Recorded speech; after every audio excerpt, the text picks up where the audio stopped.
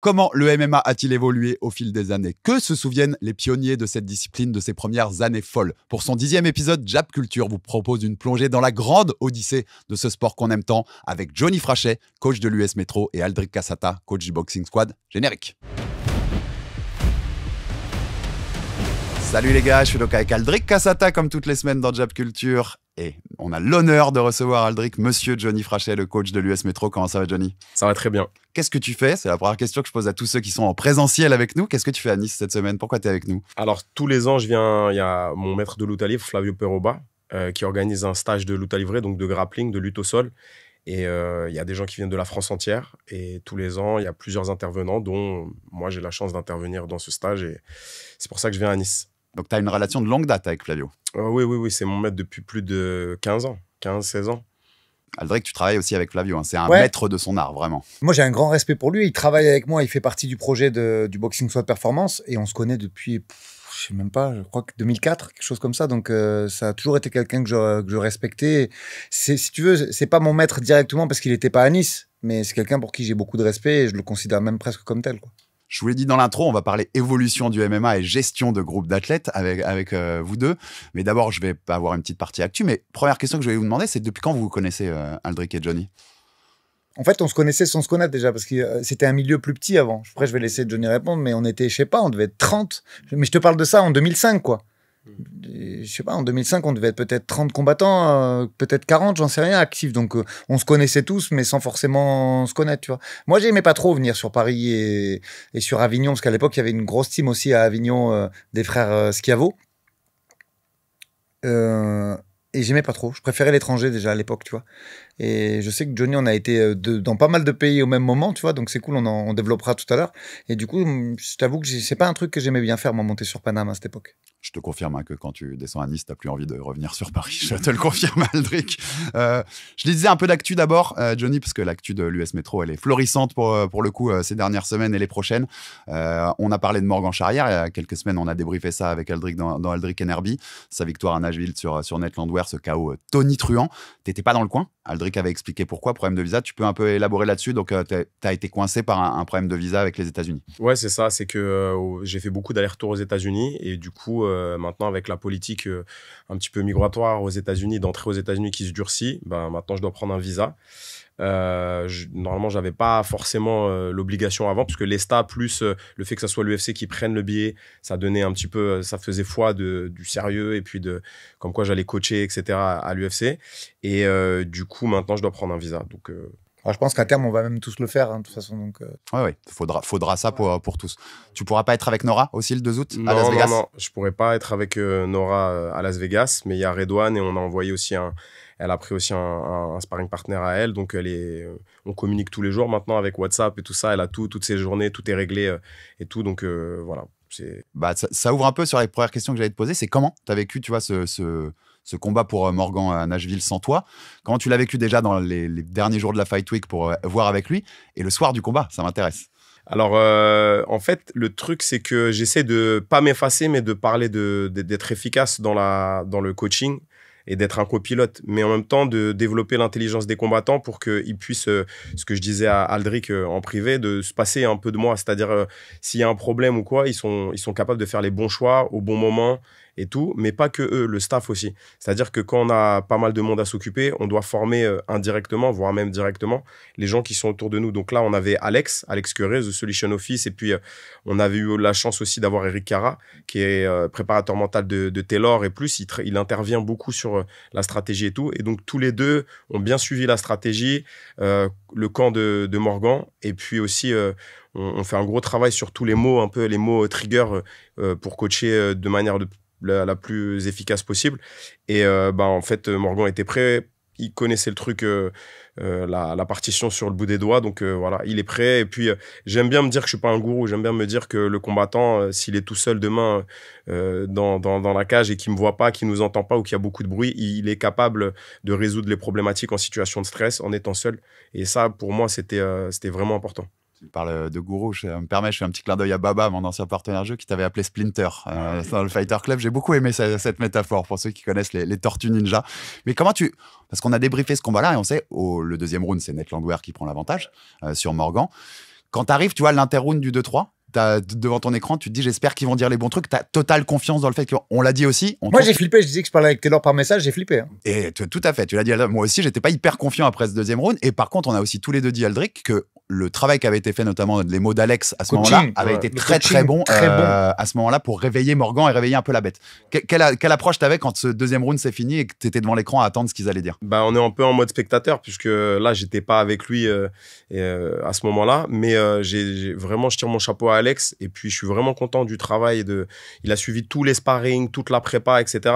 Et on a fait des points avec Eric. Et puis à ce moment-là, au moment où c'est un moment critique, c'est le moment où il faut avoir les bons mots. On a moins d'une minute puisqu'on a le fait qu'il respire et tout ça. Donc on va dire, on a 30 secondes. Et j'ai trouvé que leur relation là a été d'une grande aide puisqu'en fait ils se connaissent très très bien et là il lui est rentré dedans, il lui a dit frérot et tout ça et tout, il a eu des mots moins de coach mais plus de là faut y aller maintenant, faut aller le chercher et je pense que ça a déclenché Morgan, donc c'est parfait. Parfois c'est un juste équilibre entre de la technicité, parfois faut parler plus doucement pour certains.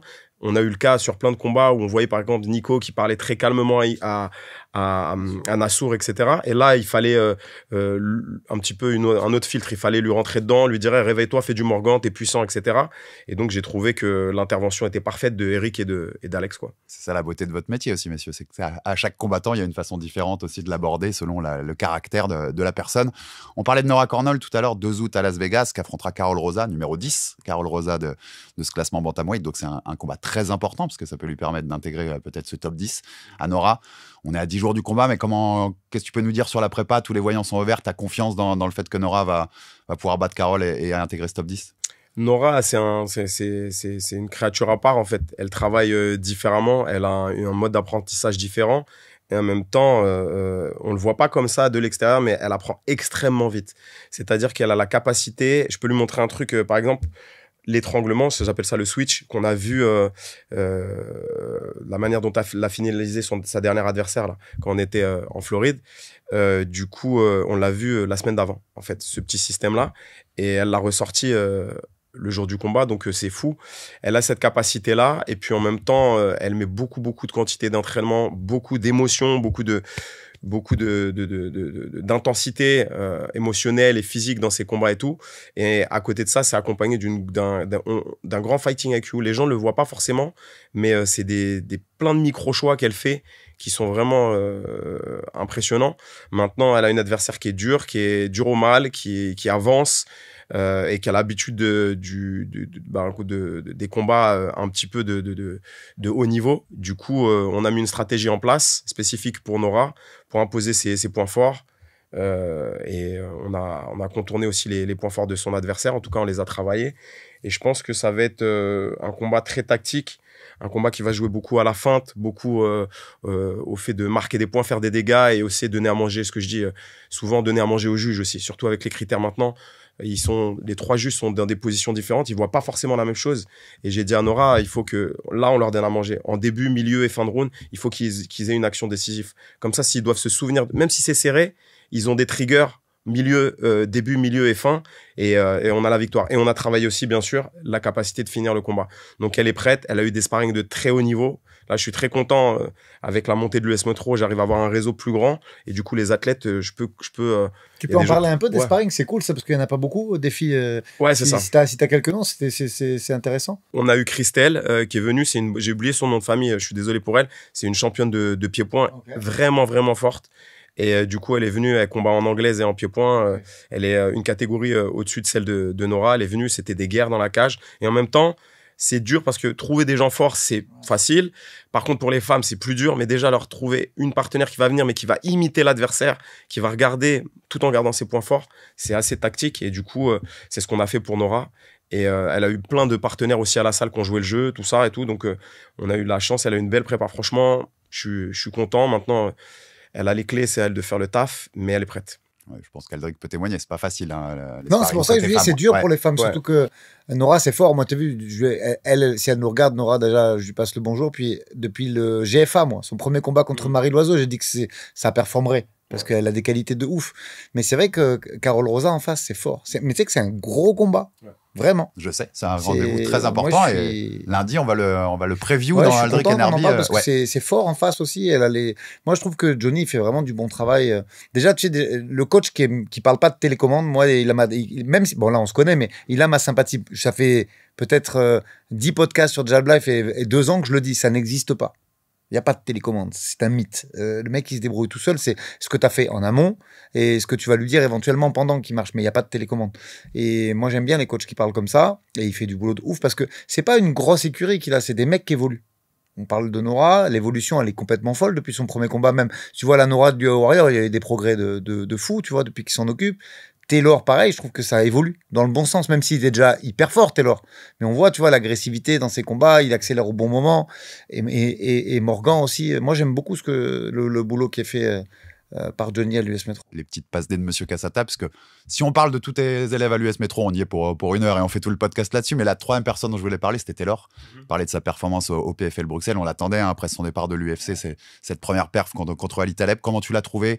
C'est que vous avez une forte relation, il a commencé avec toi, puis il est revenu avec toi là, ces derniers mois, ces dernières années. Comment t'as trouvé ce Taylor qui nous a fait encore une masterclass à Bruxelles? C'était c'est le mot masterclass. Il a rendu un adversaire très fort, parce que Ali Taleb est très très dangereux. Et il l'a rendu d'apparence pas dangereux. Du coup, on voit l'intelligence et le fighting IQ de Taylor. Taylor, c'est un artiste, vraiment. Et il faut vraiment comprendre le MMA pour comprendre ce qu'il est en train de faire. Il arrive à rester à la limite de la zone de danger de l'adversaire, tout en lui faisant des dégâts, etc. Donc, on a été très, très proche aussi de le finir. Ça sera pour la prochaine fois. On a travaillé ça, plusieurs armes et tout. Et puis, une gestion dans la cage, une gestion de la distance, du timing, du calme, etc. Travailler avec un athlète comme ça, c'est vraiment un honneur, quoi. C'est fou. Moi, je suis vraiment copilote de tous les athlètes. J'écoute, je parle et je développe des systèmes. Je leur propose, ils me font des retours. Et Taylor, on a une relation particulière. On n'a même pas besoin de parler trop, en fait. C'est que des petits mots, des petits réglages. Et après, lui, il fait le job. Mais ouais, combat exceptionnel. Vraiment très, très, très beau combat. Je sais qu'il y a eu des critiques parce que les gens voulaient du finish, etc. On y travaille, mais en tout cas, gagner un combat sans se faire toucher sur 3 rounds, c'est... Contre un mec qui frappe comme une mule. Ouais, qui envoie des parpaings. Ouais. Vraiment, tu vois, il frappe comme une mule. Et puis on l'a dit ici, tu vois, les critiques, les fans qui veulent du spectacle, je les entends. Mais il y a 3 manières de gagner en MMA. Tu peux soumettre, tu peux mettre KO, tu peux aussi faire une décision. Sinon, on interdit les décisions et on dit qu'il faut que des finishes. Johnny, je trouve qu'il a dit une phrase hyper importante. Quand le mec en face, on a l'impression... Je vais citer Johnny avec le langage de Christophe Midou. Quand le mec en face, t'as l'impression qu'il n'y a pas rapport, qu'il n'a rien à faire là, alors qu'on parle d'un mec qui a un niveau de fou, c'est que le taf, il a été parfaitement fait, quoi. On est bien d'accord. On a fini le côté un peu actu sur l'US Metro. Je rentre sur ce qui va m'intéresser dans ce Jab Culture. Je vais mettre un peu en retrait par rapport à d'habitude ou en débat avec Aldric. Je vais jouer plus l'intervieweur, mais c'est rare d'avoir 2 coachs de votre niveau dans la même salle pour un podcast. Donc, je voulais profiter de tout ça. Puis 2 pionniers du MMA. Aldric, tout à l'heure, tu parlais de 2005. 2005, c'était début de ta carrière de combattant. Combattant pro, j'avais déjà fait pas mal d'amateurs avant. Combattant pro, j'ai vérifié pour toi, Johnny, c'est 2003, donc vous commencez au même moment, et comme tu dis, à cette époque, on est encore 15 ans et 17 ans même pour toi avant la légalisation en France. Déjà, comment vous avez découvert le MMA, messieurs? Comment vous êtes venus à cette discipline? Moi, c'est marrant, en fait. J'avais acheté je viens de la gym à la base. J'ai fait pas mal de gym. Et un jour, je me blesse à la cheville en allant faire une compétition. Et puis, je pouvais plus faire de gym parce que j'avais mal à la cheville, j'étais mal soigné et tout. Et du coup, j'ai découvert les arts martiaux un peu traditionnels, tout ça. Et puis, j'ai acheté les magazines type Karaté Bushido et tout ça. Combat Bushido à l'époque était génial et tout. Et il y avait les premières générations de combattants qui partaient au championnat du monde de jiu-jitsu brésilien à Rio. Et il y avait un mec qui s'appelait William Leonetti, que je salue d'ailleurs là. Et c'était le premier Français à passer un tour en ceinture bleue. Un des premiers. Là, il faut faire du fact-checking, mais en tout cas, de mémoire, c'était un des premiers. Et moi, un jour, l'été, j'allais m'entraîner un petit peu dehors, je faisais de la capoeira et tout ça. Et je vois un mec balèze courir avec un short bad boy blanc, bronzé, ultra costaud et tout. Et puis, je le vois courir, je fais oh, incroyable. Et je cours après comme ça. Et je lui dis, vous avez acheté où ce short et tout? Il me fait, je donne des cours à côté et tout. Il fait, vous faites du free fight? Non, on disait free fight. Ouais, c'est vrai, on disait pas MMA. Hein. MMA, c'est marrant, ça apparaît après. Ça a une dizaine d'années en vrai, MMA. Avant, on disait free fight. Et du coup, voilà. je l'ai pas contacté tout de suite. Et après, il y avait un manga qui était sorti, qui était à la mode. Il y a plein de combattants de ma période qui ont commencé en même temps que moi, qui lisaient ce manga. Puis il y avait des trucs de MMA. Ça m'a boosté. J'avais trop envie de combattre. Il y a l'aspect martial, l'aspect test, l'aspect un petit peu opposition de style et tout. Et du coup, je l'ai contacté. J'ai commencé avec lui. Puis après, l'histoire a commencé comme ça, quoi. Aldric, de ton côté?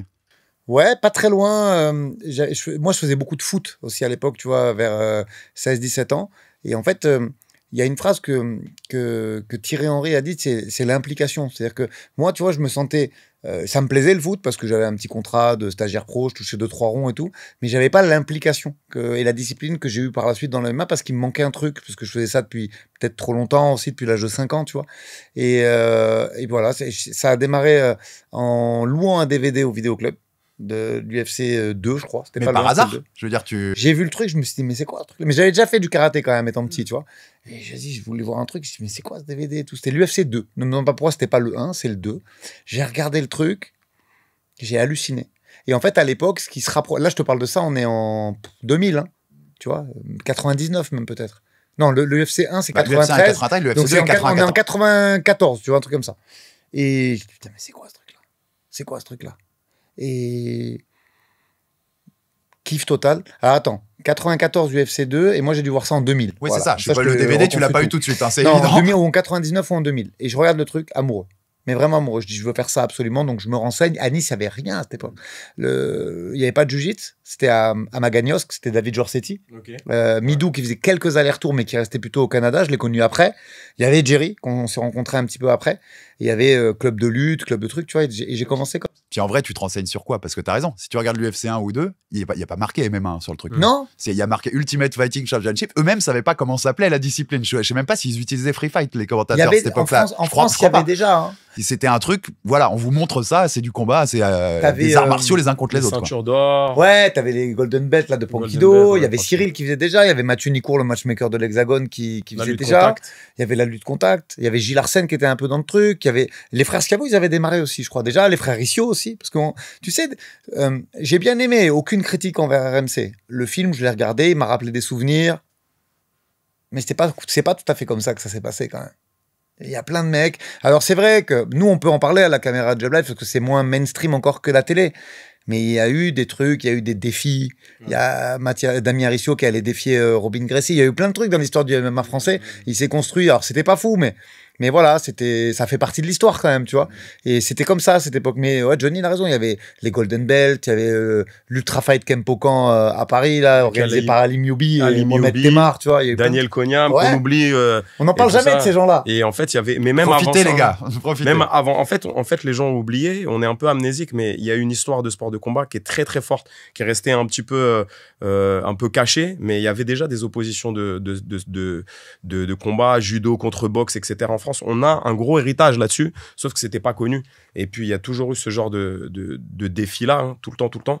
Mais effectivement, Ali Mioubi, les mecs du Kempo ont fait un gros boulot. Patrick Lombardo, qu'on oublie, et c'est des mecs qui ont travaillé dans l'ombre vraiment pour faire un peu émerger accepter l'opposition de style, accepter les défis, etc. Daniel Cognam, Loïc Porra et tout.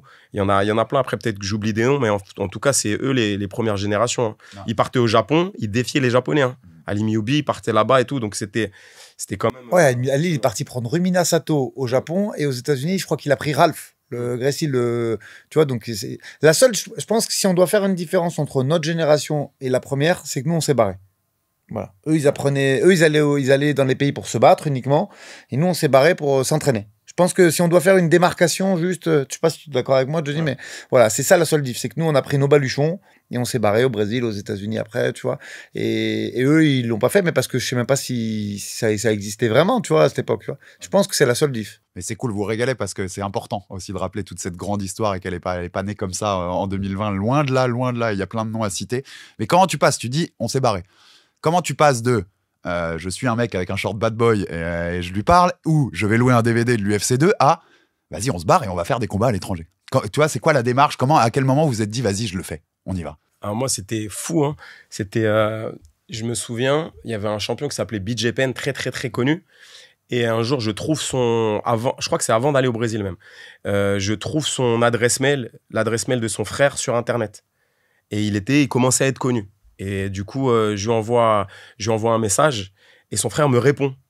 Mais c'est incroyable. Déjà, les mails, j'étais tout jeune, je sais plus, j'avais 19 ans, n'importe quoi. Je lui envoie un mail et le gars, il me dit, bah écoute, si t'es motivé, viens à Hawaï, quoi. Et je prends mon billet d'avion et je dis à toute ma famille, je me casse, je vais travailler au McDo et tout, et je me casse à Hawaï. Et je dors dans un garage, je m'entraîne avec BJ Penn. Délire, j'étais comme ça. Je fais, ouais, alors que moi, je le voyais dans les magazines et tout, quoi. Tout ça. C'est tellement, excuse-moi, c'est tellement impossible à faire aujourd'hui. Tu vois, un mec du niveau de BJ Penn et lui envoyer un mail et c'est parti, tu vas t'entraîner. C'est chaud. Attends, je remets le contexte. C'est incroyable. C'est pas Honolulu, hein. C'est la grande île Kaului. C'est une île énorme, dévastée. Et je me retrouve tout seul comme as. Pas de sous. Dans un garage. Et BJ Penn, il me dit, ouais, viens, on va s'entraîner. Des mecs qui partent de partout et tout. Et je m'entraîne avec lui. Et je connaissais rien. Mais rien. Par contre, il m'a appris plein de trucs. C'était fou, quoi. Et après, il y a eu le Brésil. Après, le Brésil, plein d'allers-retours. Mais en fait, c'est ce côté... il y avait aussi... je pense que Aldric, c'était pareil. On s'est dit, on a des choses à apprendre. On trouvait pas ce qu'on voulait en France.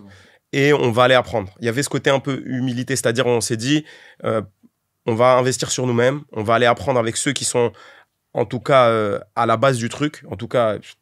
Pour ces moments-là, le Brésil, ils avaient vraiment un très, très haut niveau. Il y a un gros historique de combat interstyle là-bas, pour pas dire du MMA. Et du coup, en allant là-bas, c'était incroyable. Et puis, moi, je suis parti là-bas à la BTT, la Brazilian Top Team, qui était une grosse équipe.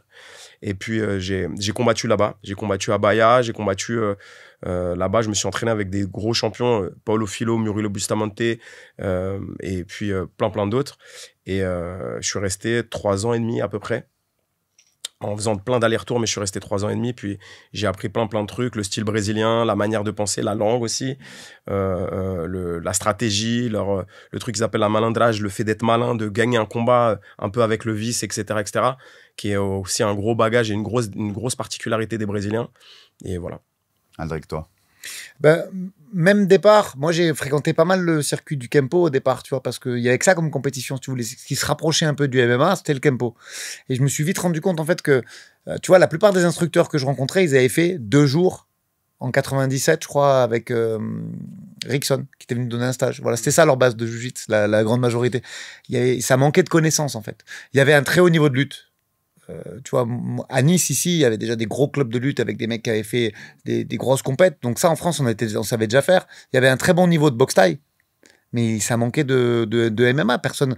Tu avais ces mecs du Kempo qui avaient le mérite d'exister, qui faisaient des oppositions de style, mais c'était pas fort, tu vois. C'est-à-dire que les Coupes de France de Kempo, tu vois, moi j'ai démarré, je gagnais déjà des compètes. Je dis, mais comment je viens de démarrer, je fais des clés de bras, il y a un problème.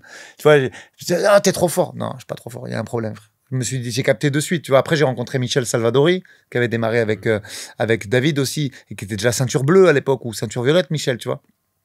Et là, j'ai compris que j'étais pas si fort, en fait. Redouane Atsaï, tu vois, des mecs qui ont commencé à cette époque. Et j'ai dit, OK, et si je veux progresser, il faut que je me barre de là. Parce qu'il n'y a pas de MMA. Que les mecs en fait, c'était très cloisonné. Les mecs de la lutte, c'est de la lutte. Les mecs du jiu-jitsu, ils sortaient pas de leur truc. Ils faisaient très peu de nogi, même à cette époque. Ouais. Même le nogi, les leg locks, tout ça, ça existait pas du tout. Je dirais pas comment ils qualifiaient au Brésil les clés de pied, mais parce que l'émission elle va sauter sur YouTube. Mais il y avait le pancras un peu, les gars du pancras qui commençaient avec le Pora. Ouais, c'est ça. Mais et ça, c'était à Paris. À Nice, il y avait encore moins, tu vois. Donc j'ai dit, vas-y, il faut que je me barre. Et pareil, moi, j'ai commencé à me renseigner. Gracie Barra, j'ai rencontré un Cristiano ici et qui m'a dit, oh, mon prof, il est à Recife. J'ai regardé, j'ai dit, ah ouais, il faut que je me barre là-bas. Et j'ai fait principalement Recife en juillet. J'ai fait un petit peu de shoot et box. Je suis descendu, je me suis fait casser le nez très vite parce que leur méthode d'entraînement. Ouais, c'était vraiment tu sais, c'est pas un mythe. C'était vraiment des salopards et ils étaient vraiment sur le tapis. Pas dangereux, mais les stomp kicks, c'était autorisé pendant les sparring, quoi. Tu vois, donc, voilà, t'as compris le délire du truc. C'était vraiment des brutes. Les brutes qui pensaient être, comme on dit, tu vois. Mais ils étaient là, à cette époque-là, ils étaient à des milliers d'années d'avance sur nous, tu vois. Ils savaient déjà tout faire. Ils avaient des niveaux moyens. La plupart des mecs, ils étaient au moins bleus ou violettes en jiu-jitsu, tu vois, qui faisaient du MMA. Ils étaient très en avance. C'était vraiment le paradis, je pense. Je pense qu'à cette époque-là, je te parle de 2004, 2005, 2006, il n'y avait pas mieux. Sur la planète, il n'y avait pas mieux pour s'entraîner. Et première parenthèse, pour ceux qui suivent que l'UFC depuis quelques années, allez taper Stomp Kick sur Google, vous vérifierez ce que c'est. Donc le faire en sparring, c'est une dinguerie totale. Ça me permet une première saute de temps par rapport à ça. Quand vous voyez aujourd'hui les jeunes qui débarquent à l'US Métro, au Boxing Squad. Je sais que vous avez des jeunes talents aujourd'hui qui sont même qui ont moins de 18 ans, qui ont déjà des talents dingues. On recevait cette semaine Samba Sima avec Malik Silla, son coach, qui est arrivé à 13 ans à la Fighting Beat et qui continue de progresser depuis. Vous vous dites, j'aurais aimé vivre ça, moi. J'aurais aimé qu'en France, il y ait ces structures-là et qu'on y soit. Ou vous vous dites, on s'est tellement tapé un truc délirant qu'en fait, je regrette rien de ce qu'on a fait. Je sais pas, parce que mes élèves m'ont posé la question hier, parce que je descends avec des élèves à chaque fois pour le stage, et ils m'ont dit, ah, t'aurais voulu combattre à cette période-là? Et en fait, je pense pas. Je pense pas parce que j'aimais bien, en tant que coach, je suis vraiment content d'être là, mais à ce moment-là, j'aimais bien le côté un peu roots, le côté découverte, le côté il y a un peu de l'inconnu. On n'avait pas le temps de faire des stratégies. On n'avait pas le temps de connaître l'adversaire. C'était ce qui se rapprochait. Après, c'est pas très mainstream, mais c'est ce qui se rapprochait du plus du combat réel. Et moi, c'est en vrai, même pour Aldric, je sais, c'est vrai, hein. Ouais. Bah, on prenait tout en short notice, quasiment. Voilà. Des fois, c'était pas au même poids. Il y avait pas de tapologie pour l'adversaire. Même, tu vois, il a tout dit, le côté roots. Moi, les apprentissages de langue. Bon, Johnny parle beaucoup mieux que moi portugais. Mais tu vois, grâce à ça, on a appris des langues. Moi, je me débrouille. Je vais au Brésil, je me débrouille. Tu vois, pareil pour les États-Unis, j'ai appris sur place. J'ai pas appris à l'école, moi. Mon niveau scolaire, il était catastrophique. Tu vois, donc ce côté-là, un peu voyage, qui nous a appris plein de trucs, même culturellement. Tu vois, j'ai appris. On est resté au Brésil. Moi, je suis pas resté 3 ans et demi. J'y suis un peu plus d'1 an, mis bout à bout, tu vois. Mais du coup, il y a plein de trucs que j'ai appris sur place que j'ignorais complètement. C'est cool le MMA en France, c'est magnifique, et ma vie de coach, je la vis super bien aussi. Mais cette époque-là, les voyages, le tapioca, les fruits, les trucs, tout ce qu'on a appris et tout, je sais pas, moi je suis content d'avoir fait tout ça quand même. Par contre, vous finissez tous les deux votre carrière. On a parlé de ton dernier combat récemment quand on parlait de Dustin Poirier, c'était 2015, je vais dire 2019, il me semble. Donc c'est juste avant la légalisation. Par contre, en fin de carrière, vous auriez aimé avoir la possibilité de faire un vrai combat de MMA en France? Ah ouais. Ouais, avoir la structure, avoir des coachs qui... En fait, j'avais l'impression, c'est pas que je connaissais mieux le MMA que mes coachs, mais presque en fait, parce que j'ai toujours été coach en même temps, et du coup, des fois, on n'était pas sur la même longueur d'onde. Et c'était un peu dur, parce que je voyais l'évolution, et je me dis, bon, je vais avoir besoin de ça, et c'est pas qu'ils connaissaient pas, mais il fallait du temps, et du coup, j'ai eu la chance d'avoir des profs qui étaient ouverts, et qui étudiaient eux-mêmes, et tout ça, et qui m'ont montré l'exemple, Freddy Lépine, Flavio, etc. Mais même comme ça, j'aurais voulu avoir... on parlait du Brésil tout à l'heure, et la grosse différence du Brésil à cette époque-là, c'est que déjà les coachs des combattants qui combattaient avaient déjà un historique de combat. Ils avaient déjà combattu à l'IVC et tout ça.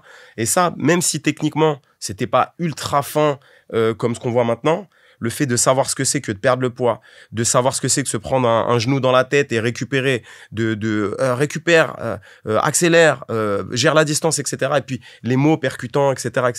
Toute la gestion en dehors, un petit peu le combat invisible. Ça, c'est super important. Et du coup, c'est ça qui nous manquait un petit peu, parce que on avait la technique, mais il nous manquait l'aspect tactique, l'aspect psychologique du combat. Et ça, j'aurais voulu faire un dernier combat avec cette connaissance-là. Et victoire ou défaite, hein, tant pis, mais avec cette méthodologie-là pour voir ce que ça fait. Fais-le, j'ai dit à Aldric quand on parlait de ça, je lui ai dit sors de ta retraite comme John Jones, vas-y fais-le. Non mais il dit un truc intéressant. Moi, à part Christophe Midou, mais qui faisait pas mal d'allers-retours avec Georges et qui a fait sa reconversion, j'ai essayé, je tairai les noms, hein, mais j'ai essayé de me faire encadrer par des coachs et de faire un camp ou deux, tu vois, ça marchait pas. Parce que j'avais déjà l'expérience de l'étranger, parce que j'étais ceinture noire depuis 2013 et j'avais l'impression qu'il y avait des failles dans ce qu'on me proposait, tu vois. J'étais peut-être trop abouti pour pouvoir me rentrer dans ce schéma-là en France à cette époque, et du coup, ça marchait pas. À part Midou, j'ai jamais mais il venait dans mon coin, mais il pouvait pas me faire le camp, tu vois.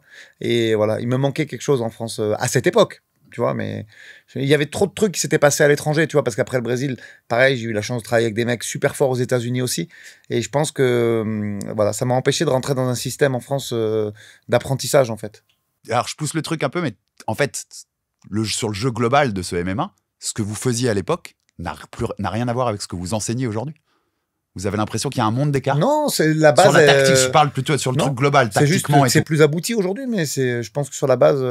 Et je trouve qu'il y a même des aspects où on était plus fort qu'aujourd'hui. C'est-à-dire qu'il y avait un niveau de sol plus abouti, mais des scrambles moins pertinents. Tu vois, il y a des trucs où le MMA ancien, entre guillemets, enfin de notre époque, parce qu'on n'a pas non plus 120 ans, tu vois, mais il y a une dizaine d'années, il y avait peut-être un niveau encore plus fort au sol, parce qu'il y avait moins de scramble, tu vois, parce que c'est un MMA différent. Je vois aussi, en fait, je trouve qu'il y avait un maître de lutte livre qui s'appelle Maître Létang, qui est décédé. Et du coup, un grand maître, il a entraîné Marco Ruas. On le voit dans le combat Marco Ruas, Paul Varlance, pour les puristes, qui lui dit écrase-le, pisa en paix, écrase le pied contre la cage. Ça c'est resté, pour ceux qui connaissent, c'était ce monsieur-là. Et donc, en fait, il me disait qu'en analysant la lutte olympique, le judo et donc le MMA, il soupçonnait que ça allait être la même chose, qu'en fait, les techniques, elles tournent en rond. Parce qu'il va y avoir une technologie, c'était un ingénieur, donc il parlait de technologie. Il disait, il y a une technologie d'entraînement, une méthode, une technique, une tactique, une stratégie, que sais-je, et du coup, qui va répondre à une demande, à une problématique. Les gens vont avoir le temps de la connaître, de l'étudier, de s'adapter, de la battre. Et après, ça va faire une chaîne comme ça, sans fin. Et on va revenir dessus. Et ce qu'on gagne, parfois, c'est pas des nouvelles techniques maintenant. On gagne de la profondeur. C'est-à-dire qu'on va gagner du timing, on va gagner des microsecondes, on va gagner de l'espace, etc. Mais là, on voit, par exemple, en ce moment, avec certains exemples à l'UFC actuellement, des gars du grappling qui battent des gros lutteurs avec un grappling qui commence debout. On l'a vu avec, comment il s'appelle, de Rieder. C'est ça son nom, de Rieder. On a vu, c'était incroyable ce qu'il faisait. Et du coup, on voit vraiment... avec du grappling de debout. Je suis d'accord avec le truc, c'est intéressant. Et maintenant, le sol commence debout. Et moi, je me souviens que Mario Sperry, notre entraîneur, nous disait, le sol commence debout. Il nous disait toujours ça, le sol commence debout. Et du coup, je vois des cycles, juste on améliore, on gagne du timing, des secondes, des millimètres, mais c'est à peu près le même truc. Bien sûr, il y a eu, pour expliquer par exemple aux élèves, je leur dis, il y a eu la phase de isolation, on était bon dans des disciplines séparées. Ensuite, d'intégration, on a intégré les techniques ensemble, boxe plus lutte, Georges Saint-Pierre, etc. Sol avec frappe au sol, travail contre la cage. Et ensuite, maintenant, on est dans la phase de personnalisation, c'est-à-dire que les gens, ils commencent à choisir et à sortir leur propre style. Maintenant, on a des combattants qui ont un style complètement farfelu des fois. Et je trouve qu'on arrive dans cette phase-là. Une phase un petit peu où ils créent des nouvelles choses. Ouais, ils s'approprient. Ouais, ils s'approprient. Voilà, d'appropriation. Exactement, c'est ça. Et c'est ce qu'on arrive, c'est cette phase-là. Et puis les coachs aussi. On est dans une phase où les coachs connaissent le MMA vraiment en profondeur et savent communiquer tactiquement et techniquement. Aldric, tu vas rajouter un truc là-dessus. Non, juste contextualiser. Mario Sperry, c'est le fondateur de la BTT avec Murelo Bustamante. C'est important, c'est des noms, c'est des grands noms. Moi, c'est les premiers DVD que j'arrive. Pareil, mais moi aussi, j'avais trouvé le mail d'une boutique aux États-Unis qui m'envoyait, ça coûtait un bras pour regarder une cassette au début. C'était pas un DVD, c'était des cassettes. Une cassette. Bien sûr, VHS. J'avais trouvé, moi, le mail de Budo. Pour ceux qui se rappellent, c'était un gros site. Okay. Et en fait, j'avais trouvé leur mail, je leur avançais l'argent. Et quand ils recevaient ma thune, ils m'envoyaient C'était un complexe de fou pour avoir des cassettes de Mario Sperry où il montrait les techniques, tu vois. Et c'était comme ça. Il n'y avait pas le net, il n'y avait rien de tout ça à cette époque, tu vois. Et voilà, juste pour rajouter ça. Et c'est vrai qu'aujourd'hui, on est sur une phase. Maintenant, en plus, l'UFC, il pousse beaucoup le pied-point. Ouais. Donc, les dégâts. Il faut personnaliser ton jeu. C'est-à-dire que tu peux mettre de la lutte, mais il faut t'assurer de finir. Ils ont eu, il y a eu cette phase aussi où je pense qu'ils ont eu peur un peu de cette phase aussi où de la domination des mecs qui étaient que lutteurs ou que machin. Et il fallait rajouter cette notion pied-point parce que tu fais plus une star quand tu mets des KO comme Pereira ou Topuria que quand c'est pour ça que je te dis, la lutte, tu peux la garder dans ton jeu d'aujourd'hui, mais il faut t'assurer de finir. C'est-à-dire que tu te sers de la lutte pour fatiguer le mec, créer peut-être une différence en termes de pulsation, mais derrière, il faut finir le combat. Parce que c'est la difficulté de ce. Ou être dans un truc, même sans finir, spectaculaire à la Merab. C'est ce que j'allais dire. Tellement dans cette intensité maximale tout le temps. La gestion de l'effort. Savoir quand lâcher, quand attaquer, à quel moment je change de niveau, etc. Et un exemple pour aller dans le sens d'Aldric, c'est que, à mon sens, pour le moment, le grand endpoint, c'est-à-dire les frappes au sol actuelles, n'ont pas le niveau de celles de Fedor. On n'a plus de Fedor. On n'a plus de... Même des Mark Coleman avant, qui faisaient des gros dégâts. Les frappes au sol, il faut y passer du temps, il a raison. Et aujourd'hui, le striking, ça reste encore très, très dominant parce que l'UFC le met en avant. Les mecs, ils disent, OK, toucher sans être touché, scramble, ils passent beaucoup de temps sur ça. Et je pense que même le niveau au sol, moi, je trouve qu'il a baissé, Johnny. Je sais pas ce que tu en penses, mais quand je dis baisser, c'est pas une critique. C'est juste qu'aujourd'hui, il y a tellement de trucs à bosser que le niveau moyen au sol, ils ont appris à faire du scramble, ils ont appris à défendre des leg locks, à pas laisser traîner un bras, et ça s'arrête un peu à ça. Moi, je te l'avais dit, je pense que le côté jeu global aujourd'hui fait que tu as des mecs, pas tous, il y a des mecs qui sont un peu moyens partout. et qui n'ont pas Ils sont pas moyens l'excellence dans forcément, certains mais qui trucs. savent pas bloquer. Pas tous, mais tu vois, il y a un peu ce truc-là. Parce que t'as raison, tu bosses trop de trucs. Il a dit un truc hyper intéressant, le grand and pound. Mais pour faire du grand and pound, il faut être capable de rester dans une garde, dans une méguarde. Et là, par contre, il faut un niveau. Là, par contre, il faut un niveau. Là, il faut être capable de se grimer, il faut être capable de contrer des saddles, des rentrées. C'est pas tu bloques le jeu. Il y a Thomas qui a inventé un style. Thomas Louversan, il a inventé un style. Il bloque tout au départ, en amont. C'est-à-dire que tu n'as pas besoin de tout connaître, il bloque tout. Mais pour bloquer, tu peux pas frapper en même temps. Tu vois, si tu veux frapper, c'est qu'il va falloir redéfendre derrière. C'est-à-dire parce que tu frappes, ça crée un espace, et derrière, il faut avoir la connaissance pour dire, OK, je l'ai laissé faire un truc, il faut que je contre ce truc-là. Tu peux pas le bloquer à la naissance, tu vois. Donc, c'est plus compliqué quand même. Pour faire du grand and pound, il faut un niveau de sol très abouti. D'autant plus que maintenant, les combattants se relèvent. Donc, il y a une méta qui est assez différente. C'est que maintenant, tout le monde se relève. Tout le monde travaille un système de wrestle-up, c'est-à-dire de se relever. On l'a vu, Volkanovski contre Islam Makhachev, le premier combat, et qui est une illustration parfaite. On a un Greg Jones qui sort une technologie de wrestle-up vraiment bien travaillée avec tout ce qui est Kuzushi, les déséquilibres, etc. Et du coup, maintenant, on arrive dans cette petite adaptation dont je parlais tout à l'heure. On va revenir au grand and pound, mais pour le moment, il faut que les gars sachent comment s'équilibrer, comment utiliser leurs jambes, leur micro-appui et moins les mains, parce que les mains, si elles sont occupées, je peux pas frapper. Et du coup, c'est passionnant parce qu'on arrive sur quelque chose. Bon, là, je parle vraiment, c'est technique, mais on peut y aller. C'est Jab Life, plaisir dans Jab Culture. Et du coup, on arrive. Je pense que là, les frappes au sol vont être encore plus développés, puisque de toute façon, c'est dégâts maintenant. Donc, on peut plus se permettre, et encore plus contre la cage. Après, on va avoir de plus en plus de dégâts, encore, comme avant, un petit peu, on va revenir avec un Anderson Silva qui mettait des gros genoux contre la cage, des coudes, etc. La lutte s'est améliorée à contrer le déficit, l'espace laissé par le clinch pur mouet. Et donc là, on est rentré dans un truc de lutteur contre la cage. Et là, maintenant, on a la capacité de défendre techniquement la lutte, on peut rajouter les dégâts. C'est un exemple. Dans les nouvelles, dans les règles qui vont affiner, là, tu sais, ce qu'on parle souvent dans l'émission, là, début août, le vote qui va avoir lieu, le mot dégâts, il apparaît, je crois, 17 fois. C'est-à-dire qu'il va y avoir encore plus une emphase sur le fait que c'est les dégâts maintenant. Mais ça va être intéressant parce que si les mecs frappent plus, il y aura plus de soumission. Parce que tu te découvres aussi, tu vois. Donc, je pense que l'évolution, elle est favorable là-dessus. C'est super bien. Mais tu vois, des fois, je me fais traiter un peu d'extrémiste en disant, ouais, mais pourquoi tu dis qu'un coach, il doit forcément avoir été combattant? Et moi, je vais même plus loin. Hein. Moi, je dis qu'un head coach, il doit être ceinture noire de jiu-jitsu ou de lutte à livrer. Parce qu'en fait, pour comprendre des systèmes, tu dois mesurer le risque aussi dans lequel tu t'engages. Mais c'est pour ces raisons-là, moi, je pense ça. Je sais pas que je veux fermer la porte, certainement il y a plein de mecs qui pourraient faire de très grands entraîneurs. Mais en fait, la dimension, elle est tellement dangereuse quand tu crées des systèmes que si t'as pas le vécu pour le faire, et les connaissances techniques aussi, voilà pourquoi je suis un peu extrémiste dans mon truc. Je dis qu'il faut absolument être combattant et en plus avoir une grosse routine et un gros passif de sol, de lutte et de boxe, tu vois, parce que c'est pareil pour la boxe, hein, si tu t'exposes trop, tu te fais mettre KO, tu vois. Donc il y a beaucoup si tu travailles sur l'invention de système, il faut avoir une connaissance complète du truc, sinon c'est trop dangereux. Les gars, c'est juste passionnant tout ce qu'on parle depuis tout à l'heure. Pour le coup, reparenthèse, mais ceux qui n'ont jamais vu le Grand and Pound de Fedor, allez-y. Pareil, tapez dans YouTube parce que vous allez voir ce que c'est qu'un Grand and Pound des enfers pour le coup. Et sans coude, en plus à l'époque, t'imagines. Sans coude. Et on voyait des KO en Grand and Pound. Pas des TKO, des KO. Et c'est très rare maintenant. C'est-à-dire le gars, il dort par terre.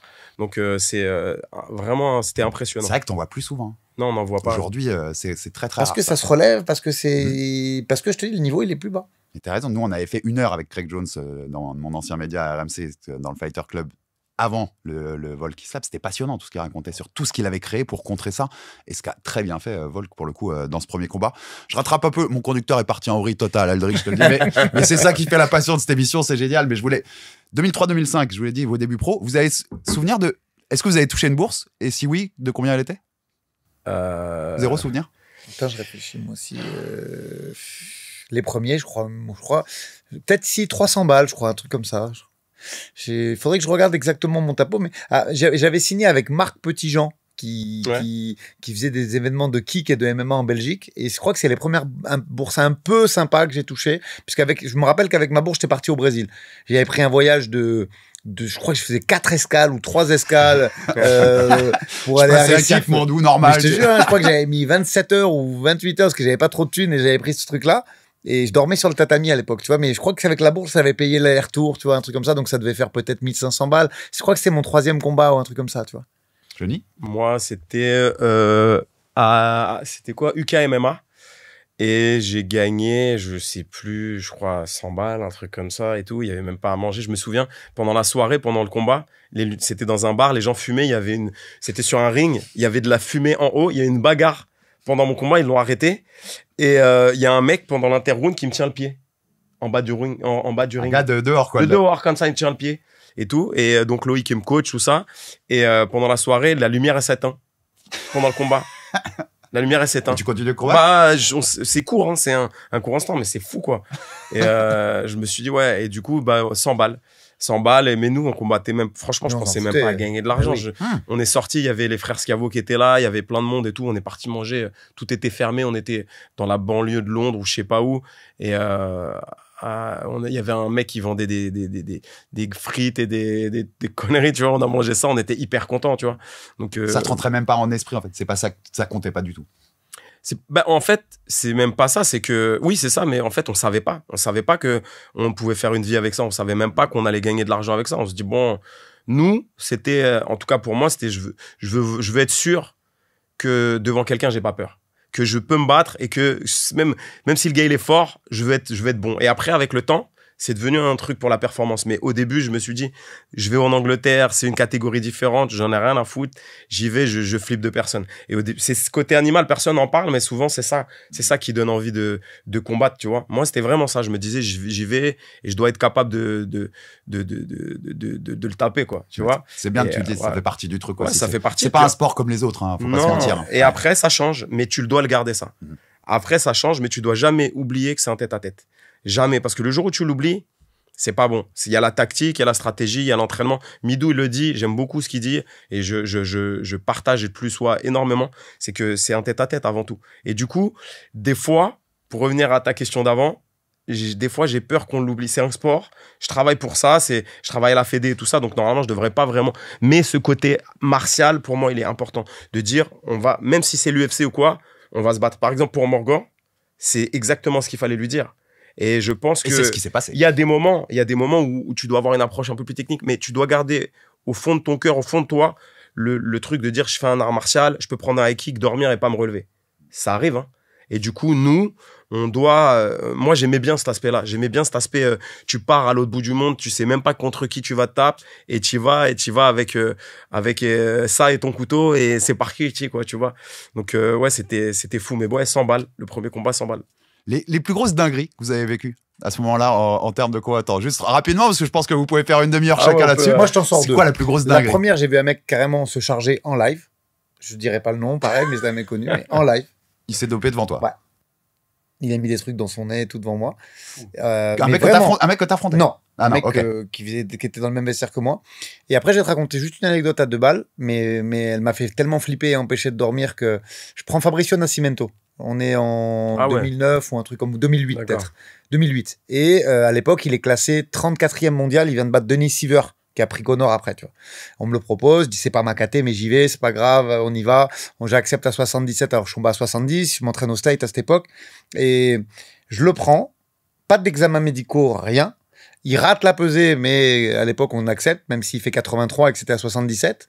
Et en fait, pendant le combat, ça pisse le sang. Je le prends 2 fois pleine bouche et le nez, il y a du sang partout. Il me saigne dans les yeux, il me saigne dans la bouche et tout. C'est une carnage, le combat. Et pas de test à chivet, quoi. Wow. Et en fait, pendant 3 mois, j'en dormais pas la nuit. Comme ça. Et ouais, ça m'avait coulé dans la bouche et tout. Et voilà, je te voulais des anecdotes, je t'en ai sorti 2. Mais voilà, ce sera joli. Pendant 3 mois insomniaque, vraiment. Tu vois, je me dis, te mais comprends, qu'est-ce que je vais trouver, tu vois. C'est un braise, ils faisaient la fête. Ils m'ont commencé à mettre sur les réseaux des trucs, on le voyait toujours avec des filles. Enfin bref, t'as compris. J'ai compris. Johnny. Une qui était marrante, c'était au Minotauro Fight à Bahia. Je combats contre Jane Hilton Van Damme dans un événement qui était organisé par un des frères Minotauro. Et je vais pour rentrer et c'était au Maracanãzinho. C'est un stadium mythique, c'est une énergie incroyable. C'est là-bas, ça se battait à coups de tête et c'était fou, quoi. Et du coup, nous, c'était du MMA, mais en fait, c'est un truc, il y a une grosse historique un gros historique de combat. Et avant mon combat, bagarre générale. Et moi, je suis devant mon entraîneur Jukao qui était là. Et je suis comme ça, petit petit français comme un, et je suis, waouh, mais bagarre, chaise sur la tête, le gars il court, il lui envoie un coup de pied sauté avec les deux pieds et tout, bagarre de groupe, Crocota contre un autre mec et tout. Et je commence à sortir du combat et mon entraîneur, il arrive, il me fait, tu vas pas faire ta baltringue, hein. Bah, il met une grosse tarte dans la gueule. Il t'en met une. Ouais, il me met une claque comme ça, pouf. Il fait, maintenant, faut y aller, hein. Et là, j'y vais et je gagne le combat et tout. Incroyable, tu vois. Mais la sensation, elle était folle, quoi, tu vois. C'était dingue. Et deuxième anecdote, bon, il y a des trucs que je peux pas dire, mais il y a eu des trucs un petit peu dans les pays de l'Est avec la mafia et tout ça. Je pense qu'Adric, il connaît très, très bien, mais on peut pas trop en parler là, ici. Donc, il y a eu des trucs avec des armes et tout ça. On va éviter que les mecs viennent à voilà, Nice. Ouais. donc ça, on n'en parle pas. Et ouais, ça, c'est principalement celle-là. Après, il y a eu tellement de trucs que je sais même pas quoi choisir, quoi. Si je vous ai branché aussi là-dessus, parce que je savais que vous auriez des anecdotes folles, vous êtes de cette époque où il y a des anecdotes folles. En vrai, les gars, il serait mort ce sport s'il n'y avait pas les règles unifiées en 2001, si on n'avait pas un peu structuré ce truc-là. C'était trop folklorique pour qu'il devienne un vrai truc. Quand je dis il serait mort, il serait pas devenu un vrai truc. C'est parce que c'était pas un sport à cette époque. On peut carrément le dire comme ça. Ouais. Même nous, tu vois, on était moins adeptes de la prépa physique. La prépa, c'était sur le tapis. Tu vois, il faut remettre les choses dans le contexte. Déjà, regarde, on va pas commencer à inventer des trucs. Ce sport, il est né au Brésil et c'était pas un sport. C'était des défis entre écoles martiales, des afios, tu vois. Donc, c'est ça l'origine du sport. C'est pas un sport. C'est les gens qui se battent pour voir quel est le style le plus efficace. J'entendais Johnny qui disait le courage. Moi, c'était ça aussi. Je voulais tester mes techniques. Est-ce que ce que j'apprends, est-ce que ce que j'ai construit en allant un peu à droite à gauche, ça tient la route ou ça tient pas la route? Moi, je suis parti m'entraîner en Lituanie aussi avec des spesnas, tu vois. J'ai dit, est-ce que ce que j'ai réussi, ce petit capital, ce petit patrimoine technique, il marche vraiment? Ou est-ce que j'ai appris du flanc? Est-ce que si je prends un mec qui fait 10 kills de plus que moi, ça va marcher quand même, tu vois? Voilà, c'était vraiment le délire de ça, moi. Je m'en foutais. À la limite, si j'arrivais à faire un peu de thunes pour me recasser ailleurs et apprendre de nouvelles choses, tu vois, c'est comme si je construisais mon CV. Moi, je le voyais comme ça, c'était pas... En vrai, je te redonne la parole, Johnny, aussi, mais ce sport, en vrai, c'est l'histoire des Gracie. C'est ces mecs qui voulaient se défier face aux autres arts martiaux et puis qu'on finit par en faire un business. C'est l'histoire de tout le Brésil. Par en fabriquer un truc, tu vois. C'est pas que je veux enlever les Gracie de l'équation, parce qu'en plus, Johnny, il est loup à livrer, il va pas te dire ça non plus, tu vois. Non, mais c'est la métaphore. Il a anticipé. Non, mais parce que quand il a des Gracie.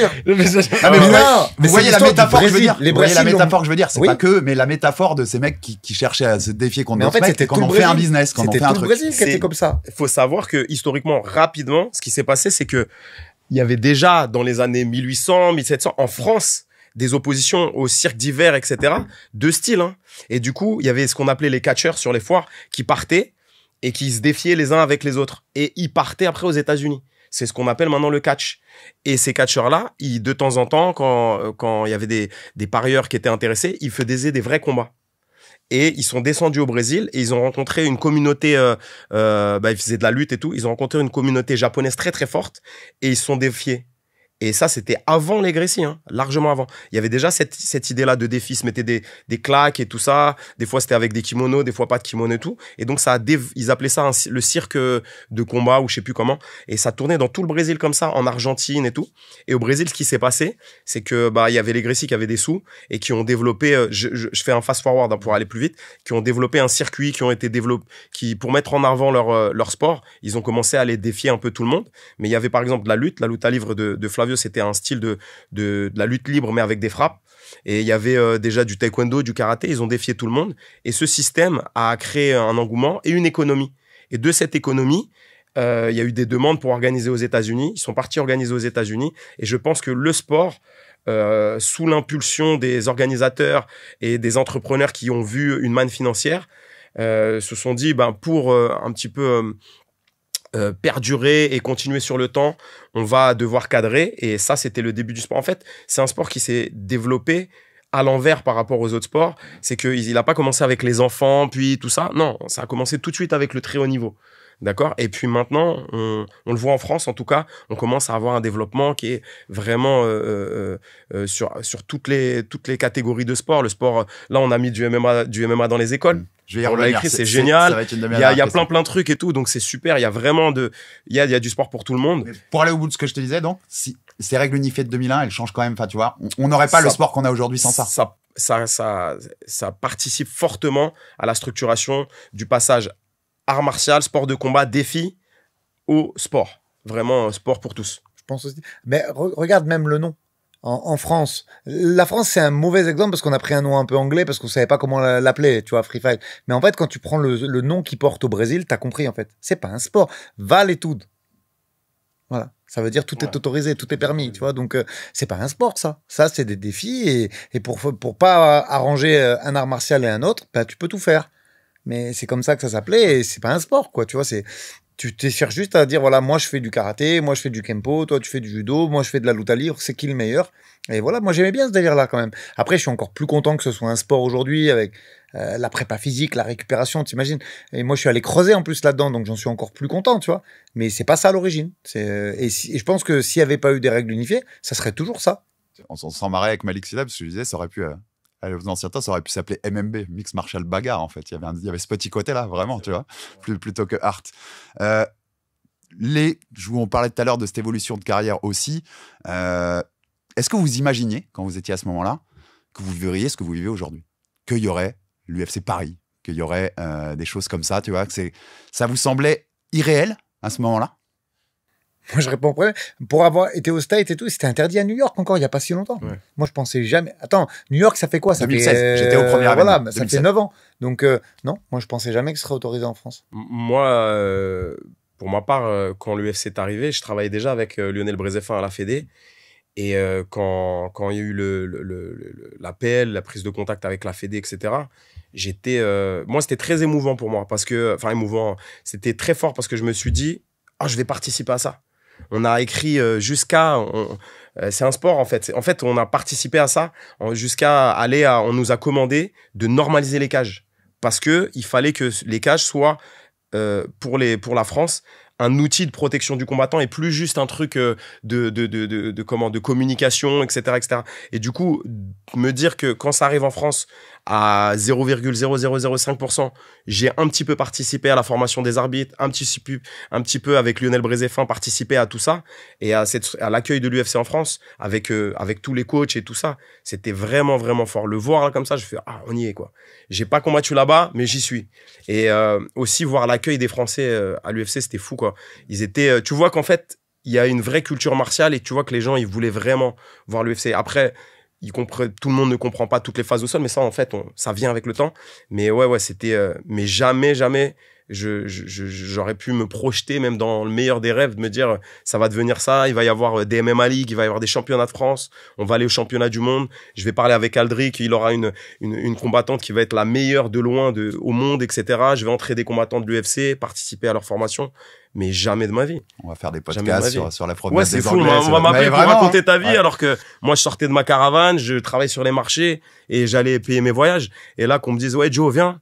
Et d'être reconnu, tu vois, être reconnu comme un expert un peu de la discipline, c'est incroyable, c'est fou. Et quand les mecs comme les hommes politiques de l'époque qui parlaient d'animaux en cage, on répétera pas tout ce qu'ils disaient, ils allaient même plus loin que ça, des Jean-Luc Rouget, moi je citerai toujours son nom parce qu'il a fait beaucoup pour nous faire du mal à ce sport-là, l'ancien président du judo. Quand il disait des trucs comme ça, vous le viviez comment, les mecs? Moi, j'ai retourné ma veste. J'ai pris une licence en Italie, j'avais marqué Italia sur mon protège-dents. Tu m'en avais parlé un peu. Mais en fait, j'aime pas du tout les gens qui font ça aujourd'hui. Je suis fier d'être français, tu vois, quand j'ai mis le maillot de l'équipe de France pour être entraîneur IMAF en 2020 et là récemment, puisque Johnny pouvait pas y aller, c'était une grande fierté pour moi d'entendre la Marseillaise. Mais à cette époque-là, et c'est pas Rouget, moi, qui m'a le plus choqué, je sais plus comment elle s'appelle, cette ministre qui avait comparé ce qu'on faisait à des combats de coqs. Oui, j'ai plus le nom, c'est pour ça que je disais j'ai même pas envie de dire son nom. Si je le savais, je le dirais même pas, tu vois. Et en fait, ça m'avait vexé, en fait. J'ai dit, mais en fait, c'est ça qu'elle pense de moi.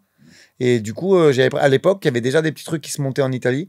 Et j'avais pris ma licence là-bas avec une petite assurance et j'avais marqué parce que, vous avez compris avec mon nom de famille, je suis d'origine italienne de mon père et de ma mère. Et voilà, j'avais pris une licence là-bas. Moi, en plus, Nice, c'est frontalier. Donc, j'avais carrément quitté le navire, moi, à cette époque. Johnny. J'ai appris avec le temps à être moins impulsif, moins, tu vois, et laisser un petit peu le temps travailler. Puis je me suis dit, avec le travail qu'on va faire et avec l'organisation, ils vont se rendre compte que c'est un vrai art martial, enfin un vrai sport en tout cas, avec des règles, etc. Donc voilà. Après, il y a des forces en présence qui sont pas forcément pour le MMA et pour son développement et pour son autonomie. Ça, c'est une chose. Mais en tout cas, le mouvement est en marche et la roue ne s'arrêtera pas. Et elle va continuer parce que maintenant, le MMA touche toutes les couches de la société. On voit de plus en plus que c'est un art martial, un sport de combat pas plus dangereux que les autres, violent, mais pas plus dangereux que, je sais pas moi, le motocross à Bercy, où il y a des, je sais pas combien de morts par an, des tétraplégiques, etc. Ça gêne. Il y a plus de morts en rugby. Ouais, voilà, donc tu vois, donc violent, certes, mais cadré, ultra progressif, c'est-à-dire que t'as pas les frappes au visage avant 18 ans. Déjà, on est moins dangereux que la boxe thaï et la boxe anglaise.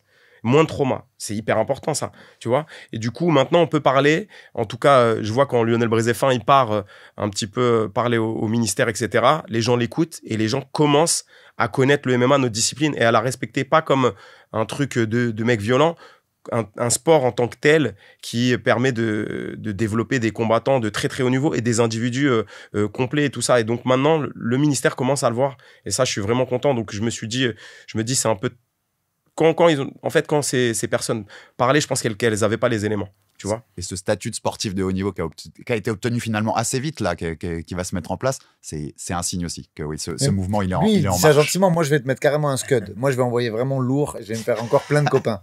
S'il y a pas, tu sais, il y a plein de gens là, en ce moment, il y a un dossier sur l'autonomie de la Fédé et tout, Johnny, il est dessus. S'il n'y a pas Lionel, n'essayez pas de remplacer les gars Lionel Brézéfin parce qu'il n'y a personne qui est capable de travailler comme travaille ce mec. C'est-à-dire que si ce mec-là n'est pas là, il n'y a pas de MMA. Donc c'est bien d'avoir plein de mecs qui veulent sortir du chapeau et dire ouais, je peux le gérer. Surtout, faites-moi plaisir, gérez rien. Parce que tu peux avoir un président d'honneur, un mec qui fait des photos, ça, il n'y a pas de souci. Mais le travail qu'ils font, parce que lui aussi, il dit pas... Moi, je les ai aidés pendant le Covid, j'étais très fier de ça, mais à côté de ça, je suis pas capable de faire ce qu'ils font, parce que j'ai ma vie professionnelle aussi à côté. Mais s'il n'y a pas Lionel Brézéfin, c'est même pas les règles unifiées. S'il n'y a pas Lionel, il n'y a pas de MMA. Ouais. C'est vraiment, moi, je suis persuadé, vraiment, je le dis sincèrement. Il y en a plein qui vont râler, parce qu'ils vont dire, ça y est, moi, je le pense. Je le pense, donc je le dis. T'en as des critiques là-dessus, ouais, je le pense, donc je le dis. Mais c'est même pas il y a plein de gens qualifiés, hein. Mais de par son trait de personnalité, sa capacité de travail et sa capacité d'abstraction et sa justesse aussi, c'est quelqu'un qui est très, très, très, très juste.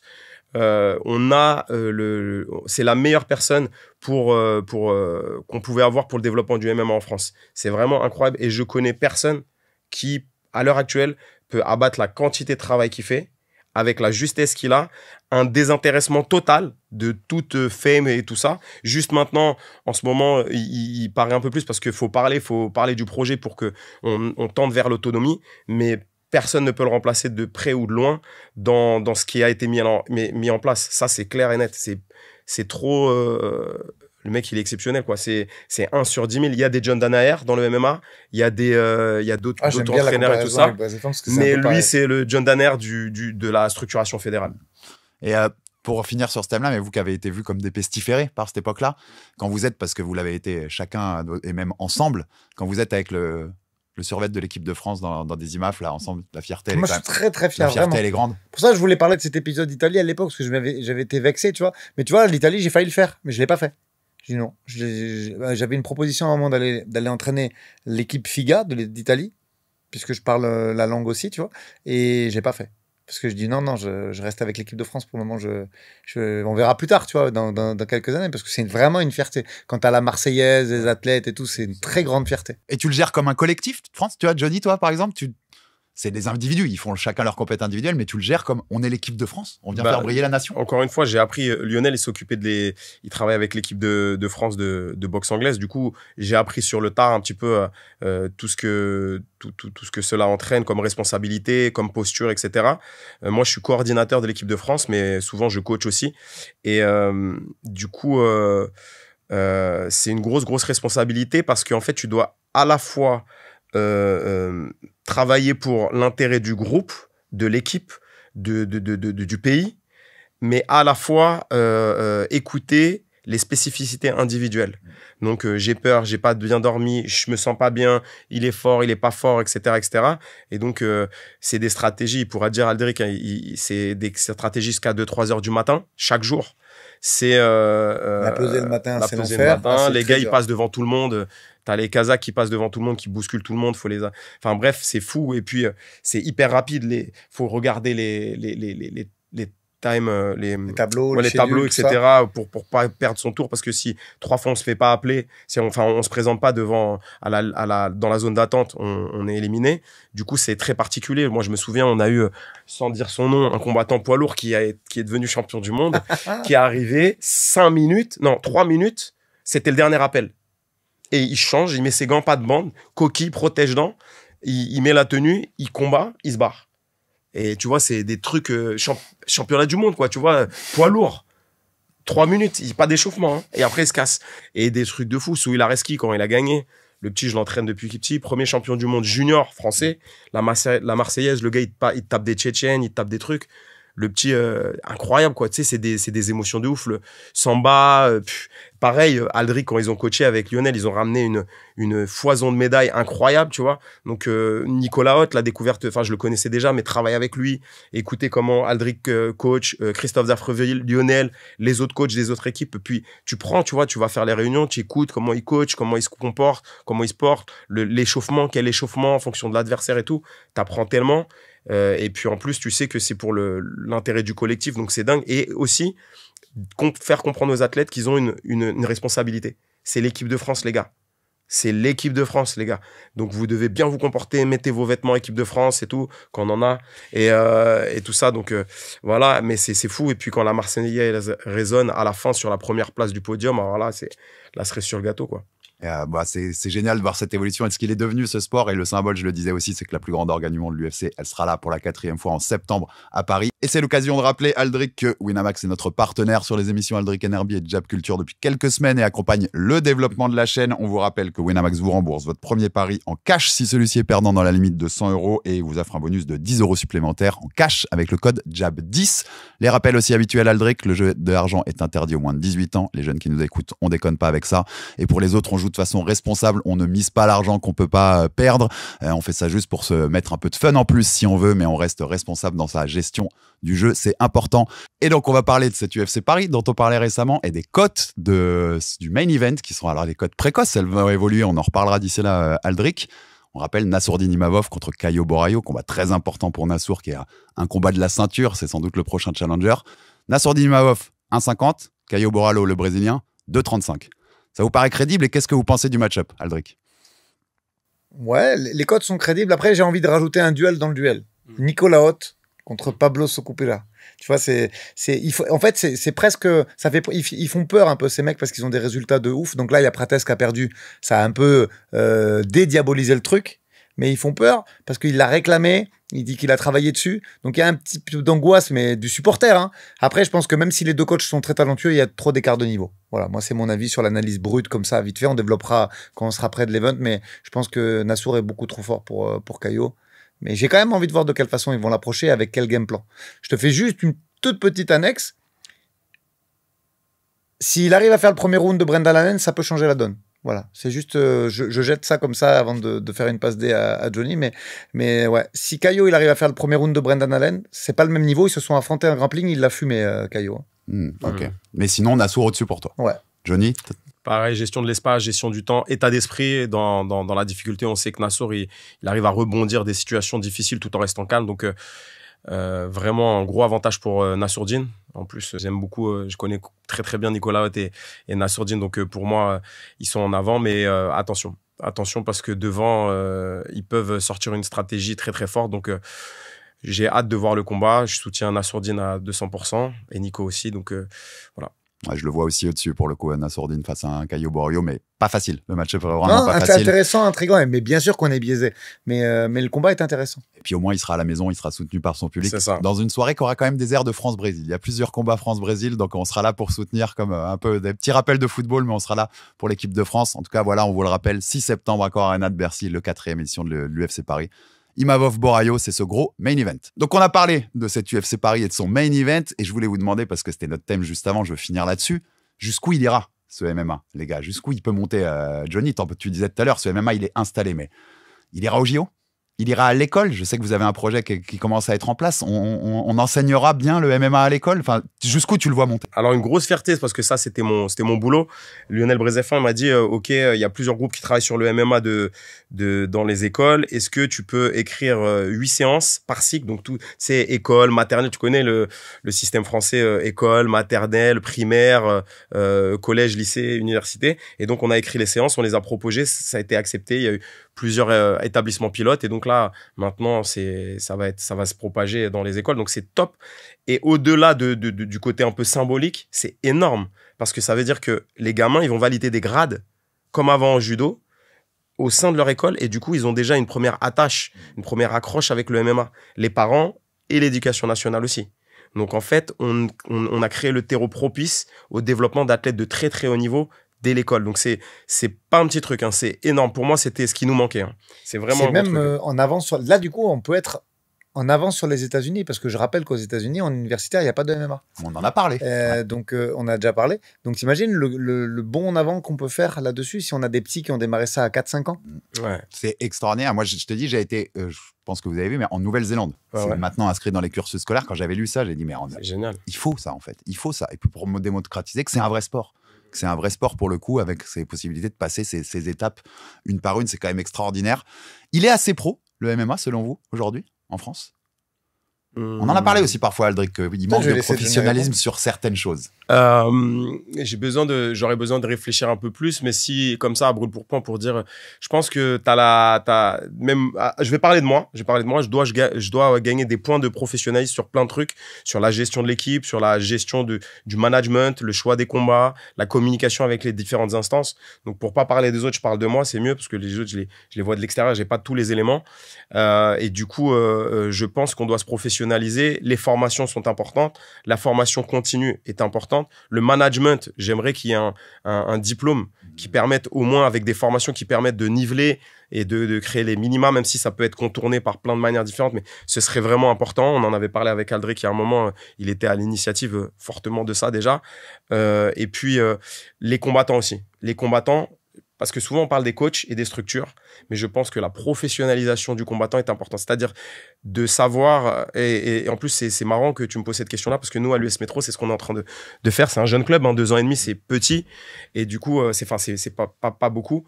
Et du coup maintenant on voit le coach a des devoirs, a des obligations, mais le combattant aussi, par contre.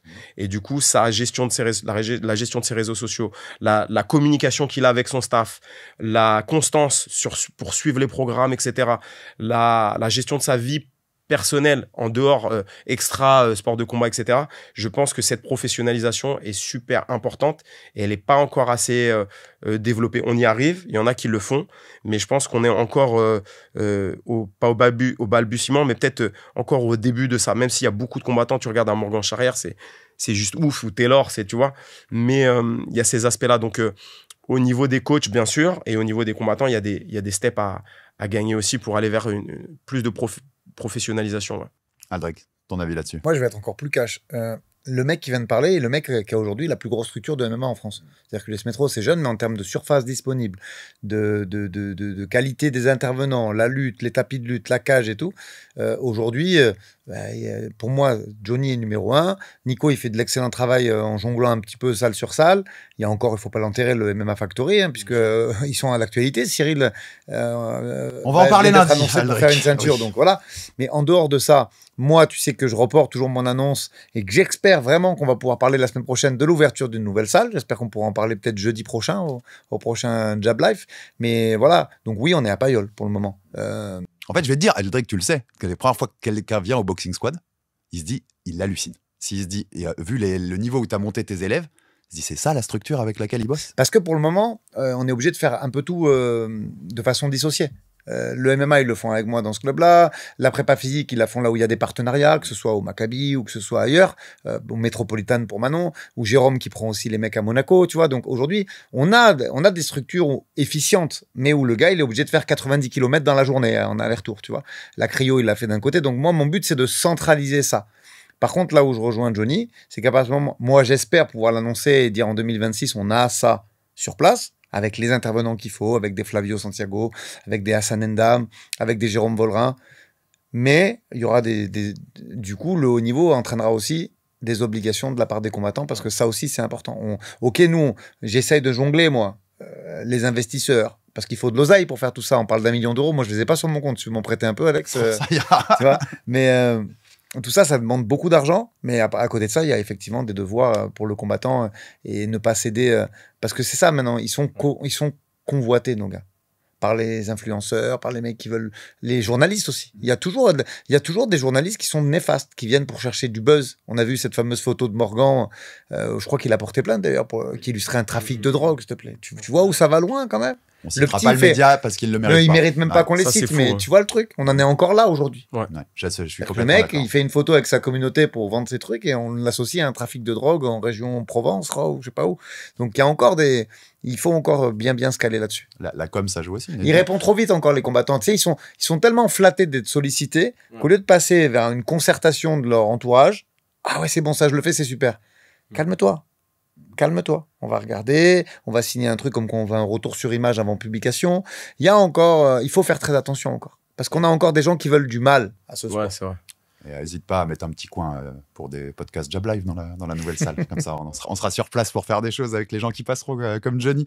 Et dernier thème, les gars. Bon, je t'ai dit, Aldric, le conducteur, il a explosé. J'avais prévu un peu plus loin là-dessus, mais la partie qu'on a fait avant était hyper intéressante. J'espère que vraiment les auditeurs ont apprécié. C'est rare d'avoir une plongée comme ça dans l'évolution du MMA, qu'elle soit technique, structurelle, tout ce dont on a parlé. C'est la gestion de groupe. J'ai la chance d'avoir de coachs qui ont des grands groupes d'athlètes, qui ont des objectifs dans des grosses orgas. Toi, à l'US Metro, comme toi, Aldric, au Boxing Squad. Comment vous gérez ça? C'est facile de gérer parce que c'est pas les mêmes objectifs non plus. Quand Manon fait la ceinture UFC, c'est pas pareil que quand t'as quelqu'un à l'Ares ou à Hexagone. Que toi, quand t'as Morgan à l'UFC ou Nora qui va taper le top 10, c'est pas pareil que quand t'as Wally Tandia qui fait son 3e combat pro. C'est difficile à gérer cette différence d'objectifs. Est-ce que vous êtes obligé d'être un peu plus penché sur les uns que sur les autres? Quelle vision vous avez de tout ça? C'est hyper... je trouve ça très très difficile et ça fait partie de la professionnalisation. Du coup, en fait, ce qu'on fait, c'est qu'on fait évoluer les plannings progressivement et tout mon objectif est d'avoir l'intérêt d'un grand groupe avec la possibilité de faire des cours individuels. Donc en fait, on a des cours où tous les combattants se réunissent, ils travaillent des thèmes et ensuite ils ont des moments où ils sont isolés. Plus ils se rapprochent du combat, plus ils sont isolés. Enfin, isolés, ils sont pas tout seuls, hein, mais où tout tourne autour d'eux. Et du coup, en fait, on a un tronc commun qui est travaillé tout le long de l'année. Et ensuite, on a des phases d'isolation, l'après-midi, le matin, etc., etc. Ensuite, en termes d'attention sur les gros groupes, j'ai la chance de travailler avec 2 personnes c'est les planètes qui se sont alignées. C'était un de mes élèves qui s'appelle Mohamed El Ayoubi, qui est prof à la base et qui est une tronche de malade et qui me donne beaucoup de conseils sur la gestion humaine, sur la gestion des groupes, voilà, qui fait beaucoup de parallèles avec la gestion d'entreprise, etc. Ça m'aide beaucoup. On parle de gestion de flux et plus de gestion de groupe, de flux en fait. C'est-à-dire qu'on a des passages, les gens rentrent dans une zone, en zone chaude, c'est-à-dire c'est la période chaude, c'est la période où il arrive à 8 semaines de son combat, on va dire, allez, comme ça, et d'autres périodes qui en sortent. Donc ils ont tous un programme avec les outils j'utilise pas mal d'outils de gestion de projet auquel Lionel m'a initié un petit peu, et du coup, j'utilise ça, je leur envoie des tableaux, je fais beaucoup j'écris beaucoup, et du coup, ça permet de gérer, même si pas tout n'est lu, mais ça permet d'agiliser un petit peu la gestion et de mettre des priorités. Donc, qu'est-ce qui c'est prioritaire et important, ce n'est pas important, mais c'est, tu vois, et du coup, on gère comme ça. Et ensuite, j'ai aussi Audrey Prieto et Diego Rodriguez. Alors, Audrey Prieto, c'est championne du monde de lutte, donc high level, et Diego Rodriguez, champion panaméricain. Il était en équipe de Cuba, enfin, il s'entraînait à Cuba, etc. Donc, la gestion de groupe, là, on parle de centaines d'athlètes, hein, sur le tatami, hein. Aldric, il connaît, c'est beaucoup. Et donc, en fait, l'expérience de tout cela, c'est vraiment, de tous ces gens me permettent de mettre plus l'accent d'un côté, plus l'accent de l'autre, plus moi, mon expérience. Je regarde beaucoup ce que les autres coachs font. Tu vois, je parle, je prends Nico, comment il fait, Aldric et tout ça. Et puis d'autres clubs, en me déplaçant dans toute la France avec les MMA League et tout ça, je guette comment ils font, je fais de la veille et tout. Mais surtout ce que j'ai aussi à la salle. Et puis, beaucoup d'écoute, de bienveillance, d'organisation, utilisation d'outils modernes, et voilà.